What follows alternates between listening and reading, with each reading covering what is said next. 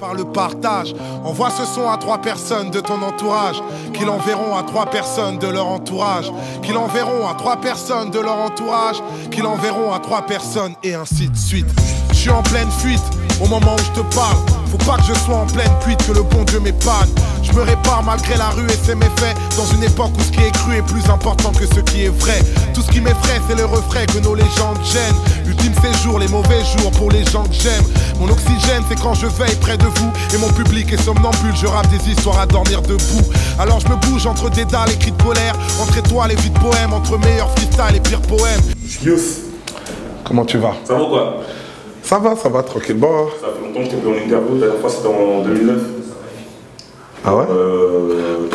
Sur les chemins du retour? Sur le chemin du retour, c'était en 2009. Ouais. On avait fait une bouse casse-mêle. Et c'était où l'interview? Je me rappelle même plus. On avait fait une bouse casse-mêle, on était passé au quartier. Ah oui, on était passé au canal, avec une écoute, avec des gars du quartier, etc. Tout ça. Ah ouais, t'es toujours au quartier? Toujours. Toujours? Bah, tu dois pas ça. J'habite là-bas. Mon appartement que j'avais là, il y a quelqu'un d'autre qui a pris. Je crois qu'ils vont détruire. Ah, ils vont détruire tout le bâtiment de l'hôpital. L'hôpital, j'ai vu, il y avait des travaux bizarres. L'hôpital, tout, ils vont casser. Ok. En tout cas, salam au gars du canal, hein, voilà. Où j'étais pendant quelques temps. Exact.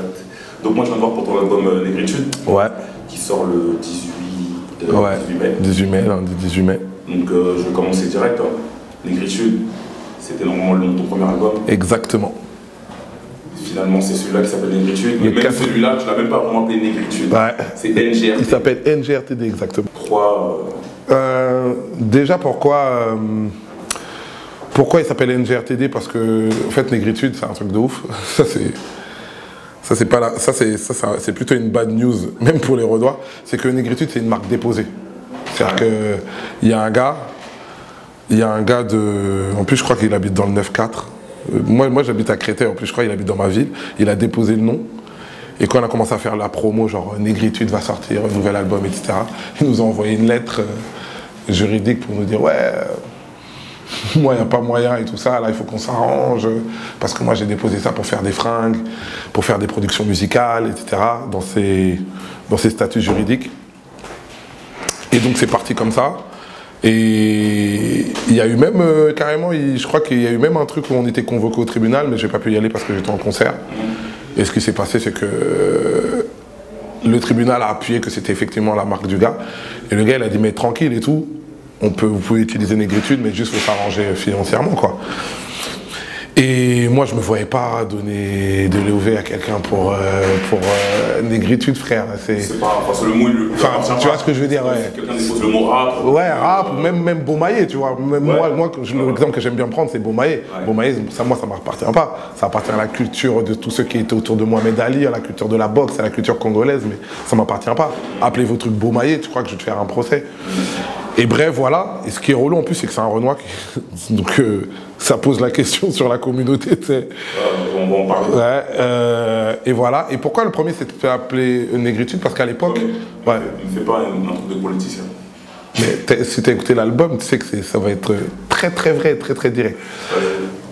Quand à l'époque, j'ai voulu appeler mon album Négritude, ce qui était revenu beaucoup, c'était... Ouais, tu viens d'arriver. On se connaissait déjà, je crois, à l'époque, même avec Bouscapé. Tu viens d'arriver, t'es nouveau, etc. Les gens ne connaissent pas trop ton identité, etc. Tu vas appeler ça. Les gens ils vont penser que ouais, t'as vu, t'arrives, position communautariste.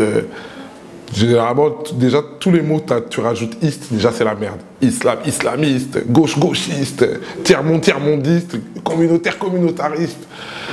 Et donc, les gens ils vont mal percevoir ton truc. Ils vont mal percevoir. Franchement, beaucoup de gens, ce que j'appelle un peu les insiders, les 300, beaucoup de gens m'ont dit ça. Et à l'époque, je me disais, ah, peut-être en fait, en vrai, peut-être qu'ils n'ont pas tort et peut-être qu'il faudrait plus attendre d'installer quelque chose. Mais en tout cas, sincèrement, il y a un moment, j'étais insécurisé sur le titre. J'étais totalement pas sécure. Je me suis dit, hey, tu sais quoi, ça va être bizarre. En plus, c'était la période, je crois, il y avait les affaires de Dieudo, tout ça. Bref. Plein de trucs qui fait raf. Mais toi, à cette époque, est-ce que tu t'es dit, ouais, c'est une parenthèse, moi j'appelle mon album, un prochain album comme ça, ou est-ce que... je vais pas faire... Parce que moi, ce mot-là appartient à Aimé Césaire. À Aimé Césaire, ouais. Et j'ai pas envie qu'il y ait d'ambiguïté dessus, etc. j'étais pas, franchement, je vais pas mentir, j'étais pas genre visionnaire, genre je verrai dans 3 albums, c'est pas vrai. Par contre, j'étais en mode, j'ai peur que ça devienne chelou en fait. Si j'appelle mon album Négritude, j'ai l'impression que ça va être chelou. Il y a trop de gens, et même beaucoup de Renois, c'est un truc de ouf, qui me disaient, gros, tu vas appeler ton album comme ça, on est en France, c'est chelou, attention, t'es en train de construire ta carrière. Et en vrai, moi j'ai écouté ça. Vas-y, tu sais quoi, vas-y, c'est des arguments qui se reçoivent. Mais quand même, je me dis, je te cache pas, je me dis, c'est pas une bonne idée. Parce qu'en fait, en vrai, quand j'appelle mon album Négritude, moi j'ai l'impression que c'est quelque chose de noble, de stylé et de porteur. Et voilà, et il se passe ce qui se passe. 2e album, 3e album, Noir Désir, ça cartonne bien. Et je me dis, c'est un truc de ouf. Maintenant que je suis bien exposé et que tout le monde me connaît, ce qui peut être bien, c'est que par rapport à avant, je vais pouvoir appeler mon album Négritude. Et le truc qui est chelou, c'est que quand j'ai commencé à en parler, les mêmes trucs qu'on me disait déjà à l'époque, ouais mais attention frère, attention ton identité, je fais attends. Et là par contre, c'est là que j'ai vu en scred que le premier responsable de ça, c'est moi-même. En vrai, c'est moi qui ai déconné à la base. Ouais. Parce que les arguments de l'époque, après, c'est... J'en ai fait un morceau où je dis, ouais, courageux mais pas téméraire. C'est moi-même qui prends la responsabilité d'écouter les gens, alors que moi, tu as vu, il y a plein de trucs, des fois, où les gens m'ont dit, fais ça ou fais pas ça, ou truc et de ça. Généralement, j'écoute pas trop les gens. Là, j'ai écouté, j'ai pris mes choix, il faut que je les assume. Et je me suis dit, mais comment ça se fait que les trucs, les arguments qu'on pouvait sortir à l'époque, aujourd'hui, entre guillemets, je suis un peu plus bien, les gens ils me connaissent. J'ai même eu des polémiques, j'ai gagné des procès. Et encore, je vais devoir me justifier, les gens ils ont encore rep. Je fais non, là c'est mort. Et d'ailleurs, t'en as fait un morceau déjà. J'en ai fait un morceau. J'ai fait un morceau où j'explique tout ce parcours-là. Comment ça se fait que, autour juste d'un titre, parce que... Quand j'ai écouté ça, je dis, il est malin. Comme il sait que les gens vont l'attaquer forcément sur ça. Ben, il faut qu'on en parle. En vrai, il faut qu'on en parle. C'est un truc de ouf. Il n'y a pas, que ça soit à l'époque. Après, à un moment, ça s'est calmé, parce que voilà, que ça soit à l'époque ou aujourd'hui, on m'en parle tout le temps. Ce qui, en plus, de ouf, c'est que Youssoupha, il n'a pas appelé son album Négritude, mais dans ses textes, il en parle tout le temps. Ouais. L'Afrique, les trucs, nanana.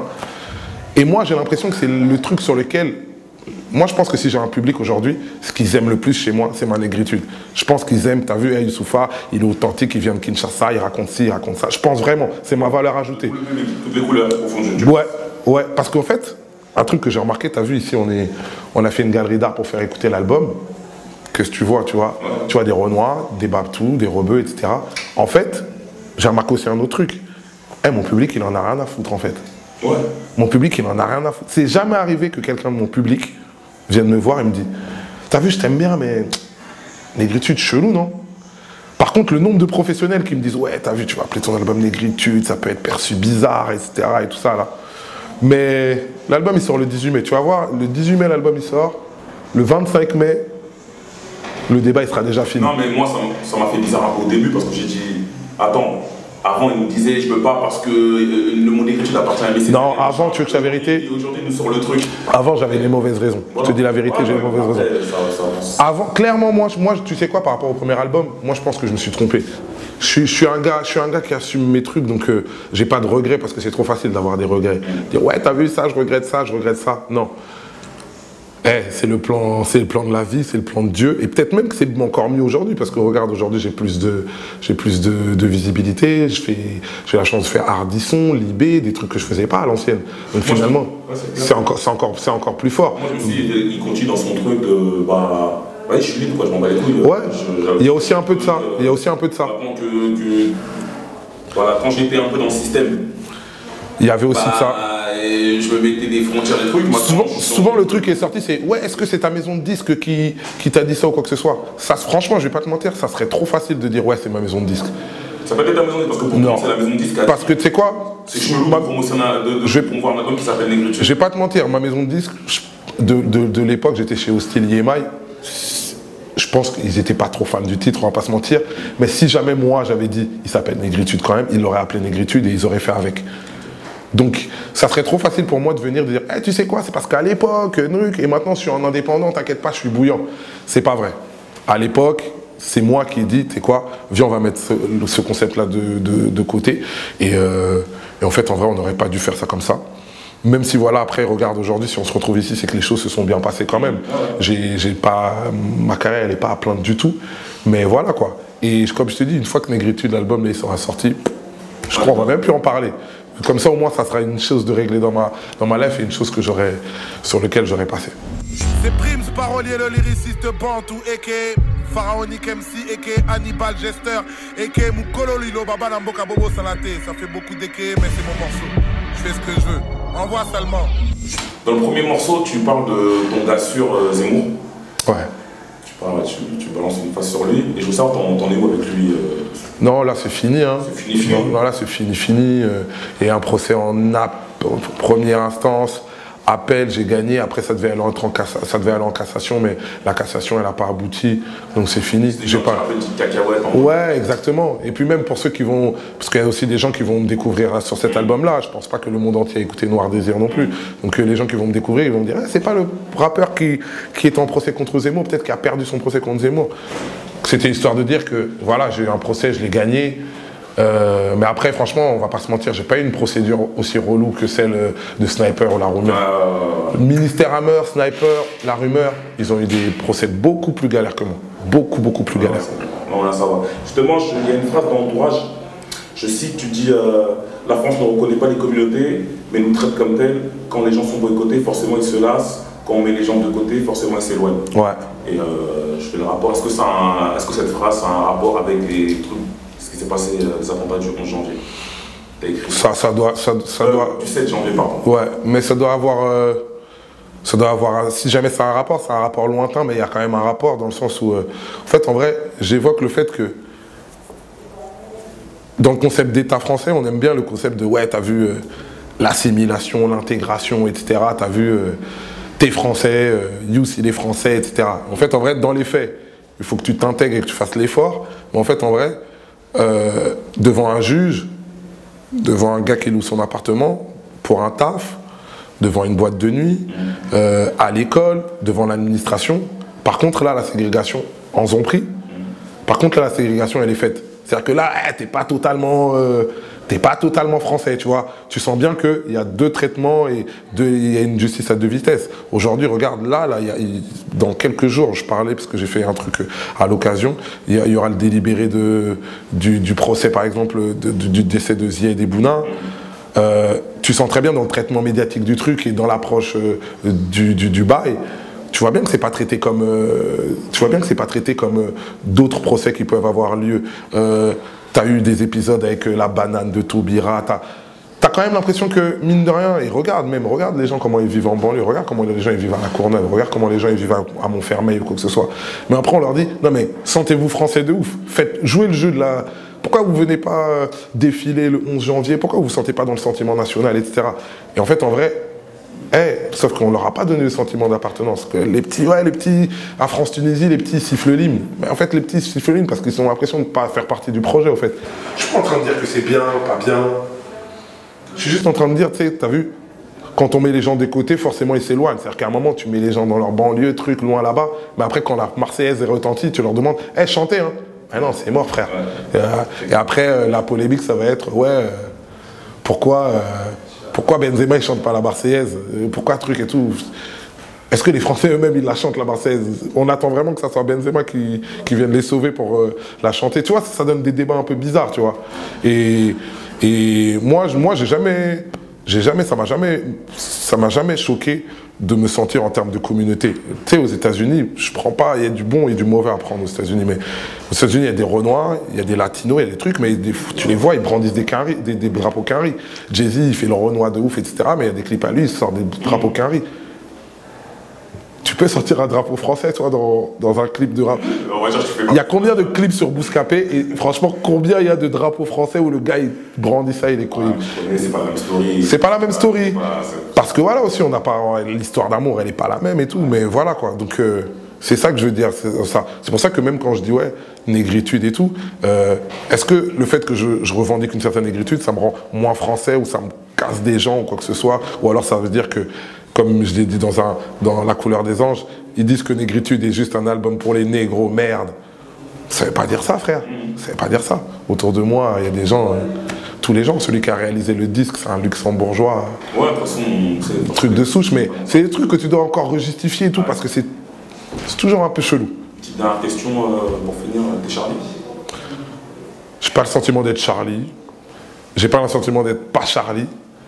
Et en fait, en vrai, je trouve que ça casse les couilles, même ce truc-là de c'est relou, hein. Choisis ton camp. C'est un truc de ouf, frère. C'est un truc de ouf. Et la parano, la pire, c'est les gens qui sont Charlie. Ils pètent les plombs sur ceux qui sont pas Charlie. C'est ouais, les gens qui sont pas Charlie, c'est des terroristes, anti-républicains, contre la liberté d'expression. Ceux qui sont pas Charlie, ils disent dès qu'il y a quelqu'un qui est Charlie, ouais, c'est des vendus du système, ils sont islamophobes. Calmez-vous les mecs, calmez-vous. Je fais des interviews là en ce moment et tout, où on me demande des fois, oui, t'as vu, bah, je suis rappeur, donc ouais, t'as vu ce que Booba il a dit sur Charlie, qu'est-ce que t'en penses? C'est super relou. Est-ce qu'on ne demande pas un rocker ou un politicien demander... En vrai, qu'est-ce que je m'en bats les couilles? Déjà, il faut lui demander son avis à lui. Déjà, porter ma parole à moi, c'est une galère. Porter celle de tout le monde, c'est pas parce qu'il est rappeur comme moi. Quand un rappeur fait quelque chose, on devient tous les avocats du truc. Les rappeurs qui ont dit cette chose-là, il faut que tous les rappeurs justifient le truc du rappeur. Grave. Si le juge Burgo, il envoie des gens à Outreau en prison, on ne demande pas à tous les juges à Paname, vous, c'est comment en fait? En vrai, vous aussi, vous les avez envoyés en prison. Il a son truc à lui, il le dit de manière crûment, c'est sa façon de parler à lui, etc. Mais juste comme je disais, j'espère pas que les gens ils attendent quand même que ça soit les rappeurs qui trouvent la solution sur ce problème-là. Tu vois, on s'en fout de savoir si les rappeurs ils sont Charlie ou pas Charlie ou quoi que ce soit. Il y a quelqu'un, la dernière fois, je lui demande, alors toi, t'es Charlie ou t'es pas Charlie? Il dit non, moi je suis chômeur. Les gens ils sont dans d'autres problèmes, tu vois. Et voilà, ça m'a fait gaulerie, mais je me suis dit, c'est un délire de l'époque. Laissez-moi libérer mon gospel. La France ne reconnaît pas les communautés mais nous traite comme tels. Quand les gens sont boycottés, forcément ils se lassent. Quand on met les gens de côté, forcément ils s'éloignent. Toi tu fais partie des rappeurs qu'on appelle rappeurs conscients. Ouais. Tu vois. Plutôt. Est-ce que pour toi c'est péjoratif? Parce que quand j'écoute un album, j'ai l'impression que c'est péjoratif parce que tu dis dans Entourage, il n'y a que les connards qui vont croire que c'est du rap conscient. Et dans Manchaf, tu dis nique l'autotune, nique la trappe, nique le rap conscient. Alors, dans Manchaf, je dis nique l'autotune, nique la trappe, nique le rap conscient parce que je suis un abruti et j'ai envie de... Cette phrase, elle veut absolument rien dire, mais c'est juste, voilà quoi. C'est avant que la rythmique elle parte, c'était pour faire une phase et pour dire, tu sais quoi, on va envoyer ce morceau-là. Mais moi, je pense que, tu sais quoi, quand les gens ils disent que je fais du rap conscient, généralement, ils me le disent comme un compliment, quand même. C'est en mode... C'est dans le sens, en mode... Youth, il écrit bien, c'est très écrit, etc. Je sais que c'est pas dit comme un mal et tout. Après, moi, il y a un truc quand même qui me fait peur en ce franc. C'est les cases. J'ai jamais été vraiment case, moi. J'essaie toujours de fuir ça. C'est pour ça que je passe de trucs très populaires. C'est-à-dire que tu peux me voir chez Bouscapé, chez Hanouna, tu peux me voir truc et tout. Et quand à un moment on dit ouais, t'es rappeur conscient, on dirait. T'écris des trucs, laisse tomber, c'est les tables de la loi, tu vois. On dirait, t'es Moïse, il y a une sacralisation, c'est-à-dire qu'à un moment tu vas dire un truc plus léger, mais tu peux pas faire ça tu peux pas dire ça pour un rappeur conscient. Et lui, par exemple, lui c'est un rappeur grand public, et lui c'est un rappeur KRA ou quoi que ce soit. Moi je suis un rappeur, c'est déjà beaucoup, franchement, je suis fier de ça, mais après voilà quoi, j'aime pas les cases. Donc du coup quand on me dit rappeur conscient, c'est bizarre frère. J'ai pas l'impression que une chanson comme Manchaf, c'est conscient. J'ai pas l'impression même qu'une chanson comme Entourage, c'est conscient. Mais après, il y a des chansons comme Blackout ou Entourage ou Pharaon et Fantôme, ça peut être conscient. Je comprends en fait en vrai. Mais et dans les moments, et un jour, imagine, tu me croises en boîte et en fait, en vrai, je suis en train de faire des dingueries pas possibles. Tu vas dire, oh, je suis choqué. Bien sûr que c'est possible. Hein. À mon avis, peut-être que j'étais pas net à ce moment-là. Du coup, ça se trouve, il y a des dossiers qui existent. Bien sûr, il doit forcément y avoir des dossiers. Et sortez des dossiers. Ouais, non, mais franchement, sortez des dossiers. Mais il doit forcément avoir des dossiers. J'ai eu l'occasion de faire plein de showcases et tout, voyager beaucoup. Je dois sûrement être des fois dans des dingueries. Moi, j'ai toujours dit, c'est mon frérot de ouf, mais j'ai pas envie d'avoir la vie de Kerry James. Kerry James, je crois que quand il rote, les gens ils disent, tu rotes? Ah, c'est un truc de ouf. Eh, Kerry, tu rotes? Ah ouais, t'as vu, je rote. Mais t'as vu, je croyais que t'as vu la lutte, truc. Frère, tranquille, Kerry. C'est relou. Moi, je me fous de... Moi, toujours, j'en parle tout le temps. Des fois, je les gâte un peu, mais c'est histoire d'en rire. Mais je gâte ou Mehdi, des trucs, on rigole, mais... On les a tellement enfermés dans un truc. C'est un truc de fou. Comme, Et genre, un truc... ouais, Bédine, il va faire un truc... ah, mais frère, tu fais ce truc-là, c'est l'heure de la prière. calmement frère, je suis artiste, doucement. Tu vois comment tu me parles, le truc, tout de suite les gens ils viennent, ouais, salam alaikum, tu penses quoi des Illuminati? Frère, je sais pas, comme disait This avant de me parler des Illuminati, t'as fait tes 5 prières, enfin, tu sais, c'est une matrice. Et moi, j'aime pas. J'ai pas l'impression d'être ni commercial, ni trap, ni conscient, ni truc. Je suis rappeur déjà. Un jour, je vais faire un album de chansons, laissez-moi tranquille. Un jour, je vais faire un album de Ndombolo, laissez-moi tranquille. Tu croyais quoi? Qu'on était calme, fils, t'as du mal comprendre. Dans ce foutu rap, y'a qu'à mon mic à qui je fais grave confiance. À ce niveau-là, j'ai pas de morale ni de cas de conscience. Moi j'ai écouté la version avec Lino. Ouais.